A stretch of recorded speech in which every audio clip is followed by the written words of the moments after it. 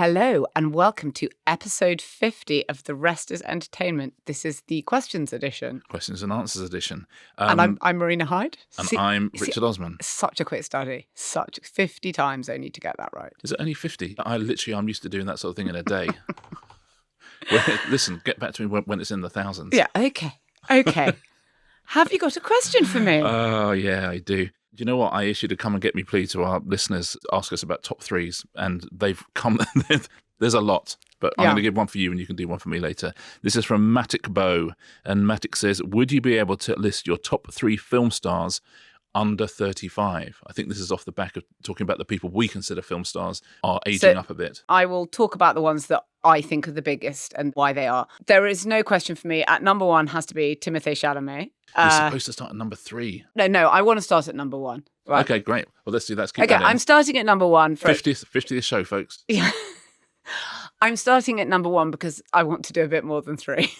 Oh, do you? So I'm messing around, the almost rounds. I mean, okay. Honestly, the format bit of me is just silently weeping. But I know, and you're just tolerating me.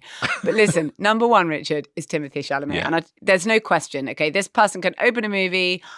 I have to say that I can't quite see the kind of huge sex appeal, but that's because I'm old and I have officially aged out of the fancying Timothée Chalamet phase. But there's no question that young people want to go to the cinema and see him. He had the top 2 movies at one point of the last sort of 8 months, which were Wonka and Dune 2, and that had not happened since the early 80s, where it was John Travolta. Wow. Number 2, Zendaya. Mm-hmm. I think she's extraordinary, the way she's come up, the way she's kind of broken out of that Disney thing. She's chosen lots of interesting roles, but she also does blockbuster stuff. She's definitely number 2 for me, although it's tied because it's almost like second and third equal. So there were some people I thought about. It's interesting what people say to you. It's like, what about the Stranger Things kids? And you're like, yeah, they're the Stranger Things kids, okay? They cannot open a movie. I've seen one movie with it. Finn Wolfhard, what's the one? He's Mike in Stranger Things. He's in Ghostbusters Frozen Empire, which I suffered my way through. And is it not good? Okay, Ghostbusters Frozen Empire is very bad. Oh, no. And then there are people like Jenna Ortega, who's only actually been in quite small movies. I think she might be a bit difficult as an actress, which I rather like because I don't have to work with her and she may bring that to her work. And she's obviously massive in Wednesday. Florence Pugh, interesting. Yeah. Tom Holland, very sweet. Jennifer Lawrence as well. Assume she's probably about 33, 34. She's under 35 anyway. Is she? People like Jennifer Lawrence and Tom Holland, if you take them out of their franchises, the IP is the big star in a way. And then what is a Jennifer Lawrence movie or a Tom Holland movie, maybe when they're not in those, it is pretty hit and miss, and sometimes more miss than hit. So I can't include those. Margot Robbie. Oh, of course. When you watch Barbie, she is an absolute movie star. She got that made. She's a producer as well. She's got all that sort of behind the scenes power. So those would be my top 3 under 35 for definitely. I'm not going to say someone like Millie Bobby Brown because I love the character of Eleven in Stranger Things and she's very good at that. But do I care about these Enola Holmes movies? No, it's like a TV thing. I don't think you can go to the movies and see that. But she's got her brands and her all those other things. She's going to become one of those multi-hyphenates that's got makeup and clothes and stuff like that. But movie stars, Chalamet, Zendaya, Margot Robbie, it's pretty tight between those two. But I think Zendaya might sort of... I mean, maybe I've got those last 2 in the wrong order. That was a long answer. It's a good answer, though. You see why top 3s are fun. You know what? It was fine when I got over the hump. It was actually fine. Honestly, it actually looked like you were enjoying yourself. Yeah, no, you're right. I didn't hate it. Yeah, exactly. You're kind of go, what are you doing to me? My opinion. Yeah, actually, I do have an opinion as to whether Zendaya or Margot Robbie is a bigger movie star, actually.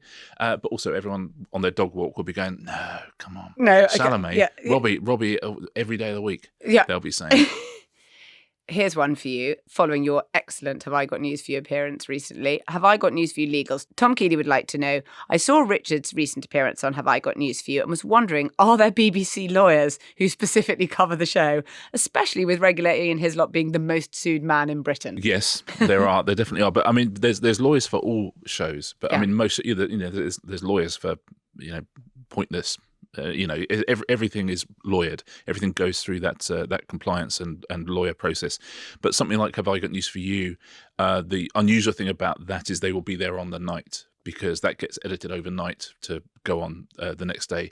So a lawyer will be in the gallery with the crew, and everything that's said, the lawyer will be going that's going to be an issue, that's going to be an issue. And at the end, you get to re-record things. So do you do them as pickups? You do them as pickups, exactly that. And that's where the famous Angus Dayton allegedly it created a thing that people think is a legal get-out, which, by the way, don't just say any old like rubbish on Twitter and then just write allegedly, because it's not, by the way, it's not a get-out, but it was really good the way they did that, because it was such a, there are ways, I know when I'm writing things, where you can say exactly the same thing, one in the way that will get past the lawyer and one won't. But it was so good that they created it, and it became funny in and of itself. A very specific instance in the show that I was on where Ian and Ruth Davison were talking about Paula Venables. Yeah. So it was in that week. The post office CEO who was appearing in front of the inquiry that week. Yes, exactly. Former post office CEO. They listen, she may come back.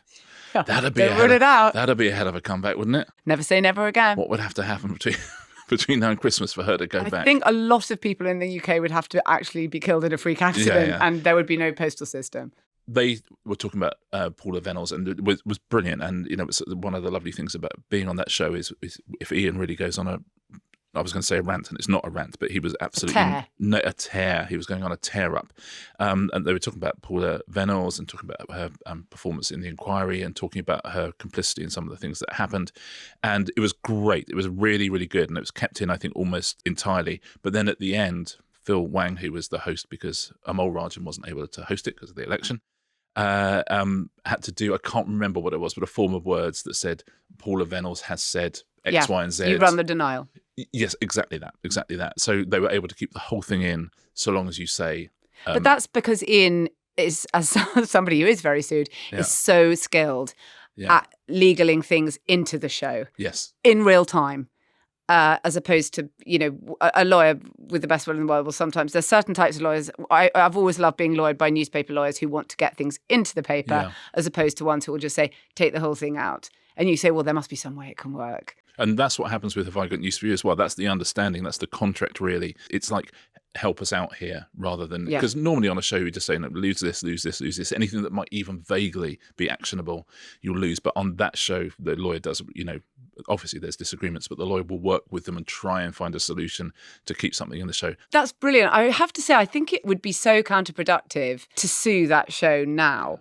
Even though that doesn't mean you don't have to have it lawyered, but you just know that if you do sue, and most likely they would have to read out an apology or whatever it is, and the BBC would have to pay them some money, and maybe the politician would have 15 minutes of crowing that they beat Have I Got News For You.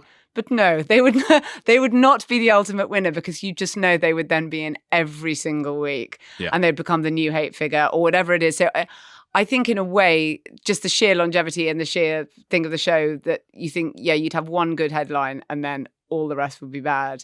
So I think they're slightly insulated by that. Thank you, Tom. Okay, Marina. Margarita has a question. Margarita says, I would like to know, what is the criteria for choosing sports commentators? With Nick Kyrgios being announced as the new BBC pundit, this has made me question who is taking these decisions. Okay, Margarita, I think you're going to hate me. Is this because he's very, very badly behaved on court sometimes and on social media and various other... anyway, he can be, I think. If we're in an insidery type of a show, let me let you into a little inside secret about tennis.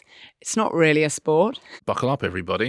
It's not like a pastime, like lawn bowls, right? It's a game. Tennis. Yeah. It needs great commentary. Okay, McEnroe. If it didn't have McEnroe, if John McEnroe was a commentator in any other sport, if he was a commentator in football, he would be the best commentator in the entire world, because it would be the meeting of man and form. Okay. But as it is, and also you're dealing with a crowd at something like Wimbledon who would honestly rather applaud a pigeon than they love it when a pigeon goes on than the tennis. I want just to let listeners know, at the end of whatever this is, I will pick her up on a number of points. Can I just say, though, if anyone is thinking of sending in a death threat, our lovely producer Neil opens all the emails first. Could you just put death threat, FAO Marina Hyde, Neil don't open please, so that it comes directly to me and he doesn't have to see that stuff. Re-tennis. Re-tennis. Kyrgios is also one of my favourite things. A tennis bad boy. Okay. The stakes are so low in tennis. There was one time in the US Open where he got in trouble because of the underside of his collar. It had been put up and it said, like, you do you. And he was like shouting this on the television. I'm not going to play until you show me the rule, because the umpire said, no, this is against the rules. You've got to put your collar down. Show me the rule. I want to see the rule. I've seen shirts worse. Okay. That's what you get in tennis. Like, it's a bad shirt. This is the level of transgression. It's really easy to be a tennis bad boy. Andre Agassi, he was a tennis bad boy. He lost the French Open because he was worried his wig might fall off. Yeah. I'm going to ask you about tennis in 1 second. I will say this: every single sports producer ever, their entire life, of course, you're covering the sport and you have your commentators. And the one thing you're always looking out for is people who are interesting in interview and people who have a unique take on the game, and sometimes you'll get players during the tournament and you'll bring them up to the commentary box. You might bring them up for the radio just to chat a bit, and you start spotting talent. So that's how, by and large, how sports producers find their who doesn't necessarily give that much of a shit about what they say on air, and that is what you're looking for. Well, you want someone who's an incredible analyst. You definitely want that. You want someone who absolutely can tell you exactly what's going on and how a player is feeling. And there you want someone who can add a bit of colour as well. Someone who won't be boring. Someone who, as you say, is not afraid of being controversial. And not calling out people who they know. You know, it happens in football, and the commentators have all got to see each other, and they've all got to see the players, and you have to be able to say, okay, I said something quite harsh about you, but not totally sort of clubbable, and I can be critical. Yeah, exactly. To sit alongside Tim Henman. I think it's fair to say that Nick Kyrgios can be critical. Yeah, I think he can. I'm so sorry to on our 50th episode to bring this up. I think tennis is a sport. I think it is. I think it's very athletic. I think it's very competitive. I think the best player tends to win. I think you can get better at it. I think there are lots of different The best player often it, doesn't win. But that's sport. Yes, but isn't it? What's the difference between a sport and a game? Okay, there. Because I think, by the way, wow. I mean, that's a whole podcast. That's 50 podcasts. But okay, that is 50 podcasts. Yeah, that's another 50 podcasts. I think lawn bowls is a sport. So.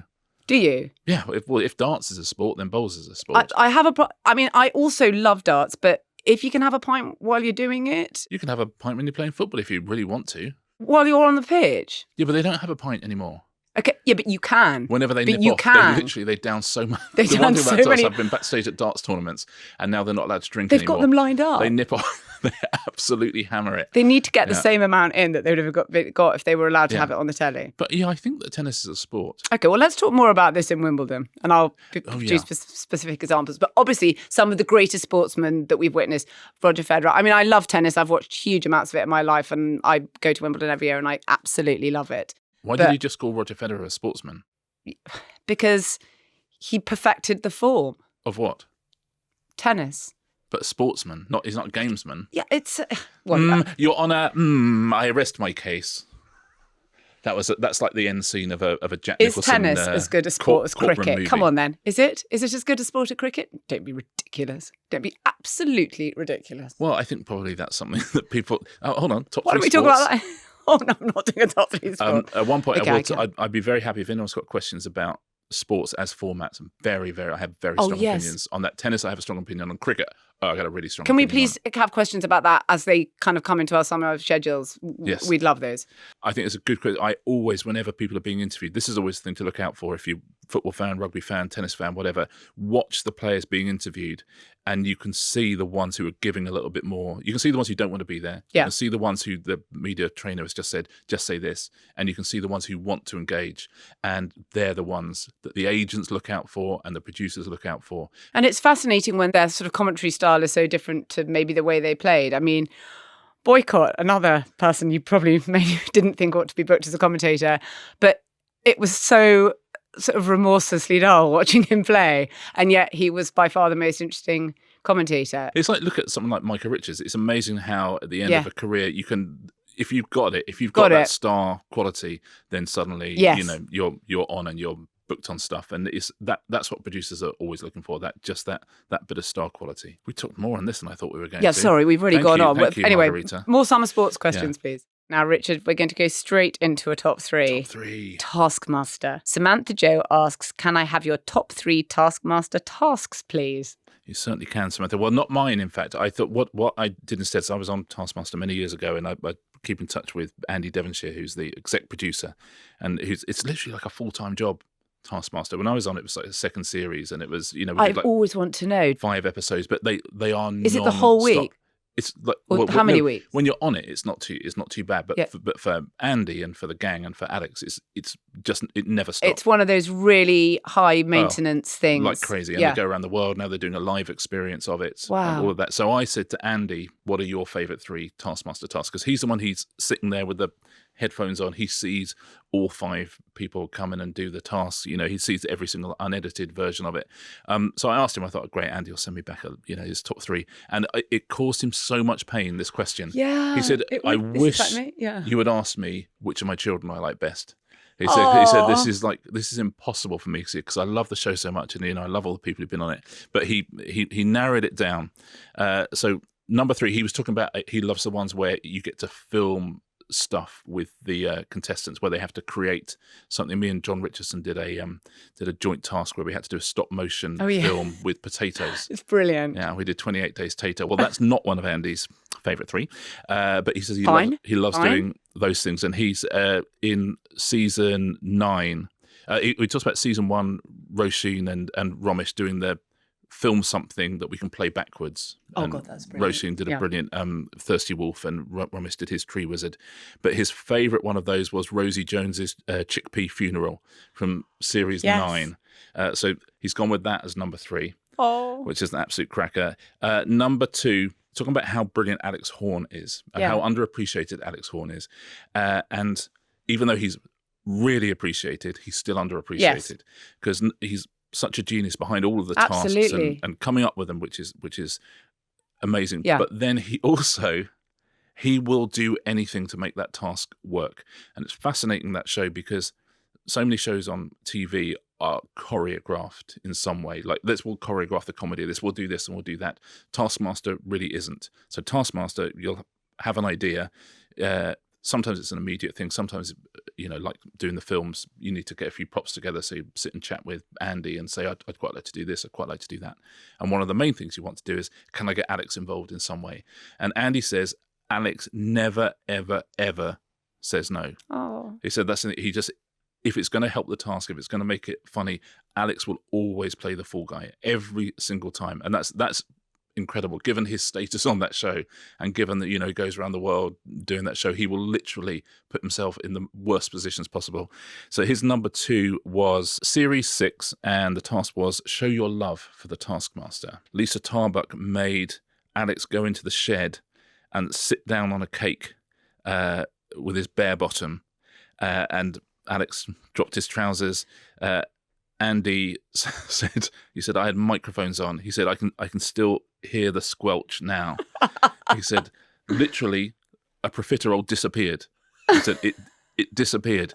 But not only is it a testament to how brilliant Lisa Tarbuck is, just that thing of Alex just kind of someone saying, I want you to pull your trousers down and sit on this cake, which is so demeaning and so absurd and so ridiculous. But Alex knows that that's the show and does it brilliantly.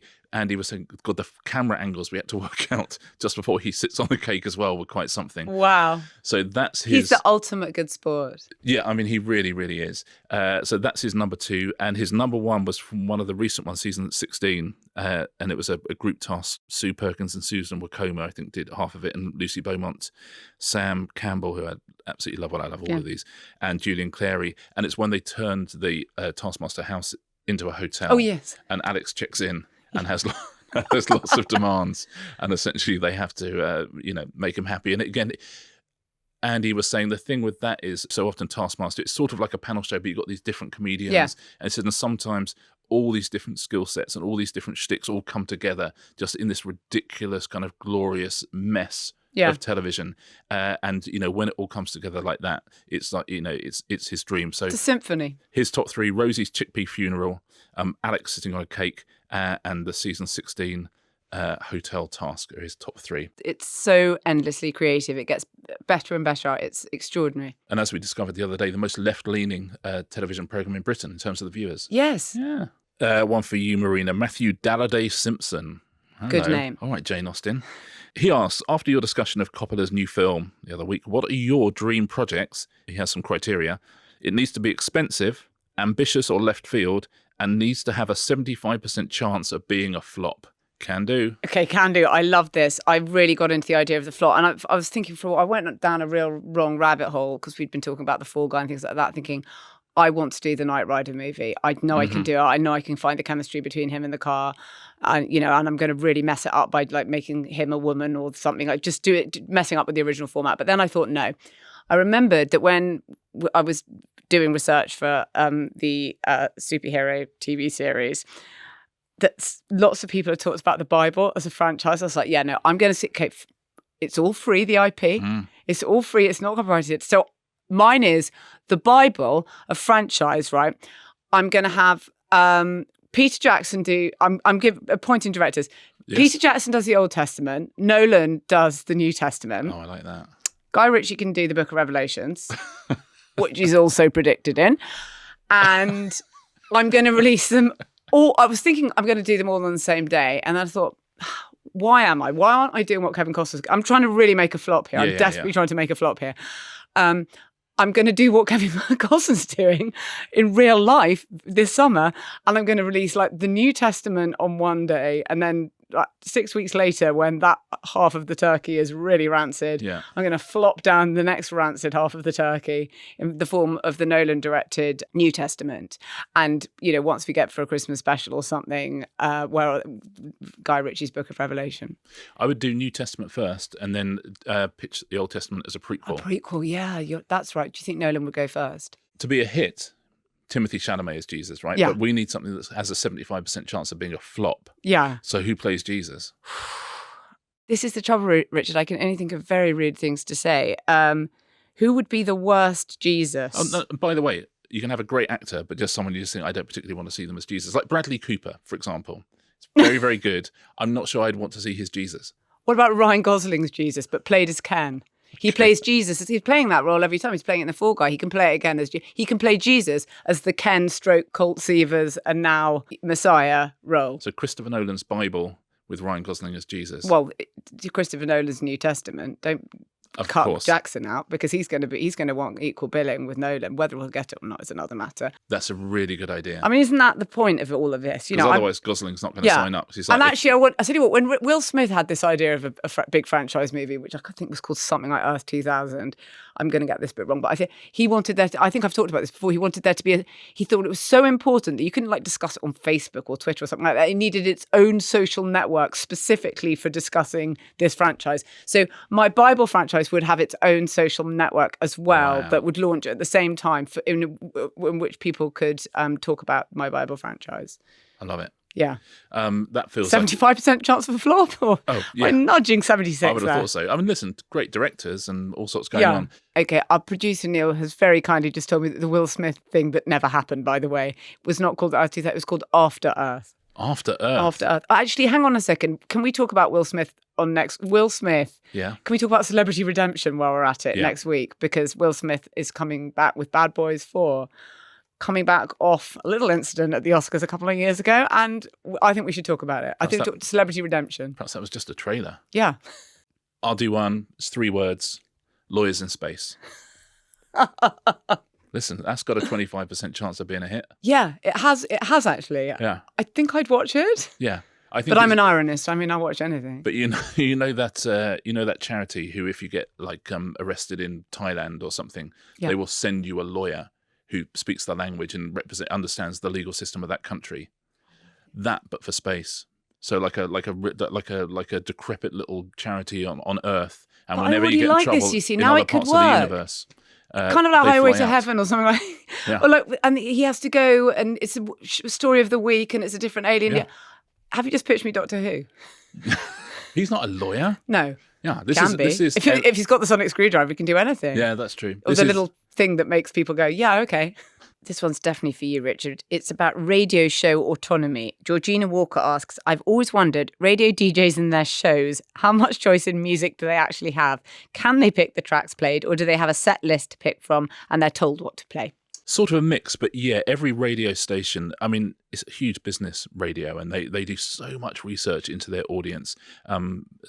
Commercial radio stations and BBC, they really know what people like, and they have very, very smart people who are obviously getting tracks from the archive, but also finding new tracks they think will appeal to their audience. So you'll have a playlist that is pretty rigid, certainly on commercial radio, where people tend to listen to quite a small amount of time, and you want to make sure they hear something that they absolutely love. On Radio 1, for example, if you're on the A list, you would be played, if you're a song that's on the A list, you'd be played 25 times a week. And if you're on the B list, you'd be played 15 times a week. So it's a big deal. Wow. It's a huge deal, and it still makes hits. So it's very, very structured. You'll get the odd moment where the presenter gets to choose. Most presenters will have a thing you hear it on all sorts of shows where they have like a pick your own playlist, or we're doing tracks about the weather today, and listeners will send stuff in, and then the host will then pick 3 that he really likes or she really likes. And that's a good way of getting your own kind of stuff into the playlist. I see. It's like a device to... Exactly, because they're so bored of playing the things that they are only forced allowed to play, listen to. Yeah. And equally during the daytime, it's far more rigid as well, because, it's people have their routine, and, they want to hear stuff that they love, and they want to hear new stuff that, say, Radio 2 will pick stuff they know they're going to love. Later in the evenings, more specialist shows, especially on the BBC, which has a remit to, introduce new music to people. But on the commercial stations, there's a reason why, Absolute and Heart have all these kind of little spin-off stations like, 90s and noughties and 80s and stuff like that. Is because they want to keep people within the brand but listening to songs that they love. I did a Radio 2 show last year. I stood in, and that was interesting because about 75% of what I was playing was stuff that was mandated. But even with the mandated stuff, I was like, I don't know about that one. And then I could suggest things, and they would go through the Radio 2 computer. They literally got a spreadsheet of every single song that's ever been played when it was played. So you could say, I wanted to play The Mayor of Simpleton by XTC, right? Which is a song that wouldn't normally get played on Radio 2, but I know that a Radio 2 audience would like. But they were able to say, oh, literally 2 Fridays ago we played, Senses Working Overtime by XTC. The last time we played XTC before then was a month ago. So they can tell you exactly what's what. So, I'd suggest stuff. I mean, I've got a filter anyway. I'm not going to suggest, Napalm Death because, the poor producer would have to tell me no. But so you have some input, but by and large, radio stations are built on keeping their listeners loyal, and the radio stations really, really, really understand what their listeners love to listen to. But that's why if you can get a proper hit on radio, it's a hit forever and ever and ever. But yeah, any time you hear one of those, when someone goes, oh, we got a new feature this week where it's songs about, or, we're going to do pun songs that are about this, or songs that remind you of your holidays, that's them thinking, please let me play something that's not on the list. And they did some amazing research. And, just for a general listener, someone who's got the radio on in the background, there's a research that you don't recognize you've heard a song before until you've heard it 25 times, which is why it's that number, which seems crazy. And for big music fans, by the way, that number is much, much smaller. But if it's just on in the background, 25 listens until you go, oh, that's that song I like. Oh, yeah. Yeah. And all of radio essentially is, oh, that's that song I like. Oh, this is a charming one for you. From Angie Bolton. Thank you, Angie. When characters spit on other characters, do the actors actually spit, or is gloop splattered on the receiving actor? Hoping it is the latter. Well, Angie, you can do it various different ways. Obviously, if you don't show the spit leaving the mouth and going onto the other person, you can do it in 2 shots, in which case they can just sort of throw something and actually target it a bit better. In general, they do actually spit. But the trouble is they have to do so many takes. So they do make you a spit mixture, because you couldn't a spixture, which actually contains some mouthwash, which sort of feels like a bit of an end-to-end service, doesn't it? Sort of like, I'm going to spit on you, but it's kind of fine. It's going to be cleaning it off at the same time. Because people just can't get that much spit, and you might have to do 10 takes or what have you. And so they might do that, and they have to kind of get it to the right gloopiness so that it will drip in that way. Quite a lot of things, funny enough, speaking of sort of liquids like that, you get the real thing and it doesn't look right. Like rain doesn't look right, or shower water or tears or whatever don't look right. So they have to mix it with glycerine, and it's much thicker, lots of things like that, in order for those kind of close-up shots when things are going down. If you did it with water, it often wouldn't work. And sometimes if you did it with spit, spit is just not good enough to play spit. Not even good enough. It has to be, enhanced in order for it to be proper spit. I'd love to know what Angie was watching to make her send that question in. Yeah, I mean, you see it quite a lot. It's in gritty, a gritty crime, I think. Or football. That's all real. Everything you see on the pitch is real. It's real spit. We're going to finish with this one. Young Richard, it is promisingly titled. Paul Nicholas says, in the last ever scene of Drop the Dead Donkey, where the removal men are emptying the news office, is a young Richard Osman one of the removal men? It looks like you, but it's uncredited. For younger listeners, that was a wonderful sitcom in the 90s about a sort of a news channel with Neil Pearson is in it, loads of Stephen Hopkinson, Hayden Gwynn. It's absolutely brilliant, and it was sort of recorded quite near to live, so it felt current. It had, and they would always have a bit of banter over the credits, gags, which would be really topical. It was written by the wonderful Andy Hamilton and Guy Jenkins. Now, at the time when that was on air, I was working at Hat-Trick, who were the makers of Drop the Dead Donkey. So the short answer is yes, it is me. I could end there if you like, but I'll just give you... No, please don't. I need to know a lot more. I'll tell you why. So Andy, who writes it with Guy, and Guy Jenkins is my height. I think Guy is 6'6" or 6'7". And Guy wanted to be in the last scene of the whole thing. And that was the question I was going to ask you. How could you be with anyone else? I know. Aha. So Guy wanted to carry this table because, that's the end, all the furniture's been taken out, and needed somebody he knew who was as tall as him to take the other end of the table. And as we previously established, no one in acting is taller than 5'7". Exactly that. That was the problem he had. And so, it's me and Guy. That's Jenkins fantastic. I've got to watch it. Can you see it on YouTube? Can you see it on YouTube? Yeah. Can you? No, it's like my mum would say, I don't know if I've got YouTube. Have I got YouTube? Yes, you can see it on YouTube. I'm going to have a look now. Yeah, it's very different. I was rocking a very different vibe. I think that's us done, isn't it? Regrettably, it is. Yeah, but we'll do another regular episode on Tuesday. Absolutely. We will see you next Tuesday. See you next Tuesday, everyone.